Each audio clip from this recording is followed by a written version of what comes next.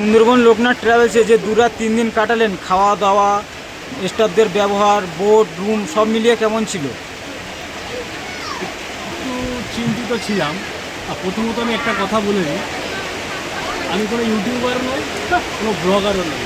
যে রিভিউটা দেবো অরিজিনালি নিজের মন থেকে দেবো, সেটা পজিটিভলি হলে পজিটিভ দেবো, নেগেটিভ হলে নেগেটিভ দেবো।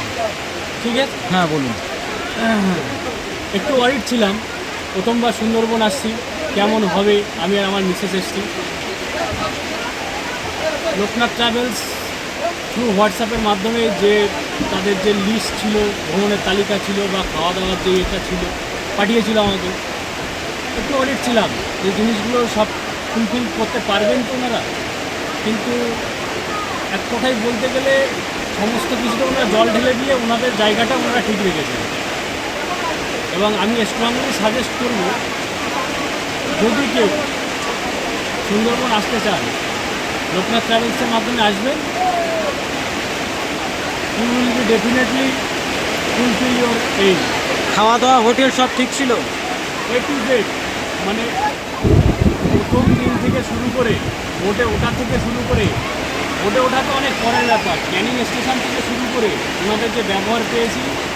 আমি রাত্রে এমনও হয়েছে, রাত্রে 10টার সময় ওনাকে ফোন করেছি, ওনারা ফোন রিসিভ করে আমার যে কোয়ারি ছিল বা যে প্রশ্নগুলো ছিল ওনারা উত্তর দিয়েছে। স্টাফদের ব্যবহার সব মিলিয়ে ঠিকঠাক ছিল? স্টাফদের ব্যবহার একদম ফ্রেন্ডলি ব্যবহার, মানে আপনি আসলে বুঝতেই পারবেন না যে এখানে এসছেন। ঠিক আছে, ভাববেন যে নিজের পরিবারের লোকেদের সাথে থেকে সময় কাটিয়ে গেছেন। খুব সুন্দর, খুব সুন্দর ওভারঅল। মানে নাম্বারিং করে তো জাজ করা সম্ভব না আমার পক্ষে। ওভারঅল যদি নাম্বারিং করতে হয় 100% থ্যাংক ইউ।